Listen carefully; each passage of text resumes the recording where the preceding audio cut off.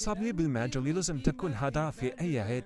عندنا 500 غرام تاع زبدة لابل نديروها مع كاس نقص أصبع سكر جلاسي، ندخلوهم مليح مع كاس تاع مايزينا نقص أصبع، نزيدو 4 صفار بيض ندخلوهم مليح، نحو البيض تكون يخصلنا الشكل تاع الصابلي تاعنا، نطمو غير بالعقل بيدينا ونزيدو لافاني مغرفة كبيرة تاع لافاني، نطمو غير بالعقل ما نعجنوش، ونزيدو زوج كيس خميرة كيميائية مع كيلو تاع فرينة نقصولو 200 غرام، ما نديروهش ونقصو حوالي 120 غرام اللي نحلو به برك باش تجينا تتلاصق في اليد، وهكا نزيدو هذيك الفرينة 120 غرام اللي نحلو بها برك باش تجي مليحة.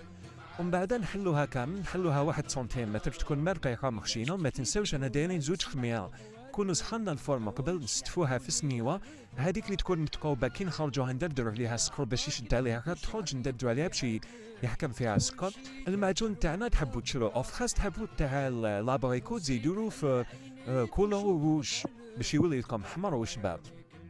عندنا هاد الصابلي تاع الدجاجة ولا تاع الوردة تاع بكري، نوزنوها 20 غرام، نهمسوها في الفارينة ونطبعوها، كي تخرج نلصقوها بالمعجون ونزينوها بالشيكولا.